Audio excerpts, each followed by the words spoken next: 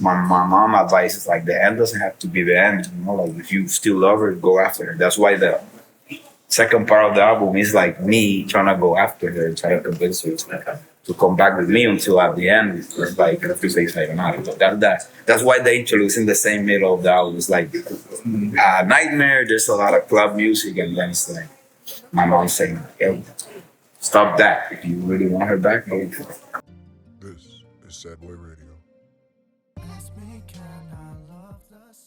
What's going on, everybody? Welcome back to Sad Boy Radio. We're over here at the Alvaro Diaz concert over at Park West. Shout out to, how was your trip in Mexico? So it was awesome. It was awesome. LA and San Diego was awesome, and now Chi-Town is all ready to be for this show. I would say a little more. I would ask another question, but I only got 5, so I think that might be one. Okay. But, you know, starting at 14 after watching The Chosen Few, you got kicked out of your high school punk band. Man, you blew up Puerto Rico through SoundCloud. You were able to connect with another major artist in reggaeton, Rauw Alejandro, early on, right? What does it mean for you to see the success you've had and also the global and mainstream impact that reggaeton has had now? Well, it feels truly a blessing. Yeah, we started doing it. It felt like a dream. Like nobody really believed in it.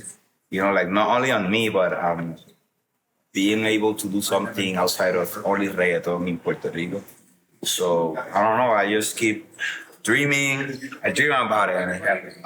You talk about Rauw. So Rauw's my homie since day one. I feel proud of him. And we nominated to do it now for a Grammy. So that's like super, meant to be. Shout out to you guys. And now you bring in the house influences, right? You brought that into the Sayonara album. With the most recent album, Sayonara, you say that you're saying goodbye to what you thought happiness was. What is it you thought you had found at the time?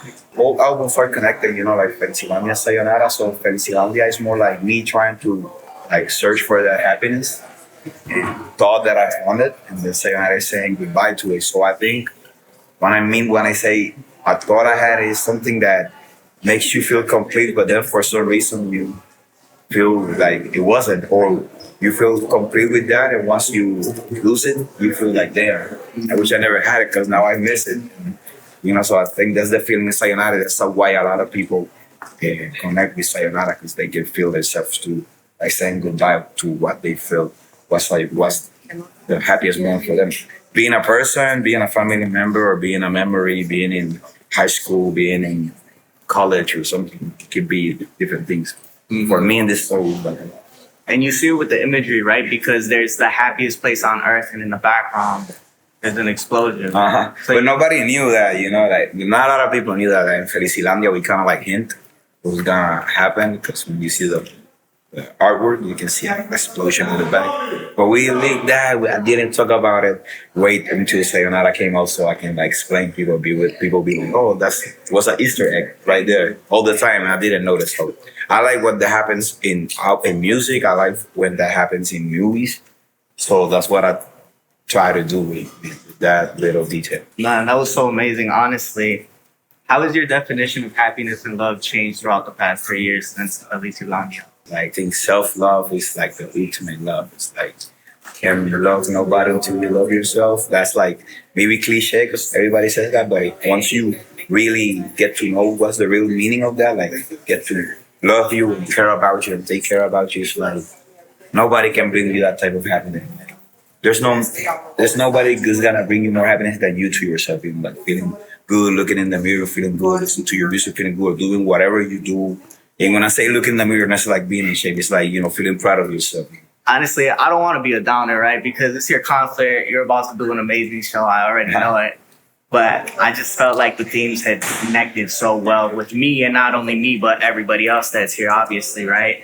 So in the song Mis Canciones, I translated it automatically.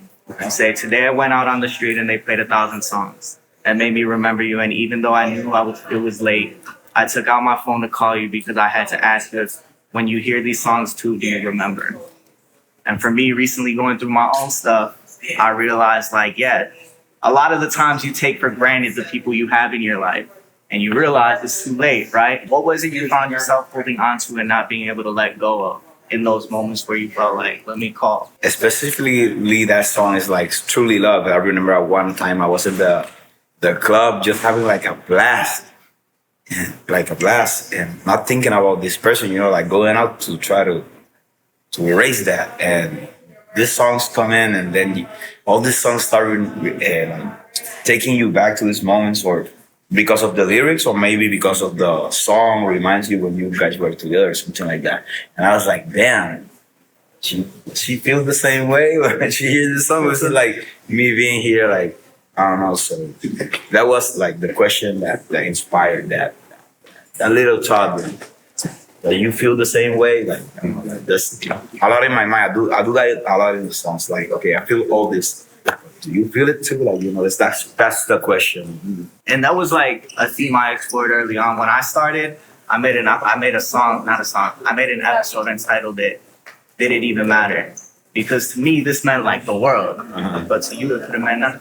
You could have stepped on it and nobody would have cared. There's a song that touched this theme. Like, it's one of my favorite songs ever too. It's called "Do You" by Neo. Like, that's from the first album when everybody was like, Neo's one of the best writers. You need to listen to Neo. I remember listening to Neo all the time. Me reposo de las cosas. So do you, like, do you think of me? To close out, right, another song that I had taken was Mami Siempre Sabe. And in the interlude part, you say the end doesn't have to be the end. You remember when you were little, we would go to the cinema and the movie would end. And we would stay until the end to see if another scene would appear. Sometimes life is like that. Who was that said that, first of all? It's my mom. It was your mom? Yeah, it's my mom. Although the theme of the album is saying goodbye to everything, you leave this window of hope. What was it that made this situation an idea of what happiness was so irreparable by the end that you just had to say goodbye to? The album is like divided by two parts. The first part is like when you wake up from a nightmare, you're trying to say goodbye to this person by going out. That's why the first part of the album is like club music, or I don't want to think about her. And once that's the intro, that changed it all, because it's like, she's my mom advice is like, the end doesn't have to be the end. Like, if you still love her, go after her. That's why the second part of the album is like me trying to go after her, trying to convince her to come back with me, until at the end it's like to say Sayonara. So that's why they introduce in the same middle of the album. It's like a nightmare. There's a lot of club music, and then it's like my mom saying, hey, stop that. If you really want her back, go. So why leave it alone though? Why by the end are you okay and you say, okay, I gotta go? It's like we tried it, but it's like we don't match together. It's like that's the ending of that story. Now I'm working on a deluxe called Final Alternative, alternative endings, where I'm gonna present 3 different endings. How do you wanna end that story? Man, I appreciate you. I know it was last minute, Yeah. but thank you. No, thank you. Connect with you soon again. No, thank you, bro. Try to see it. This is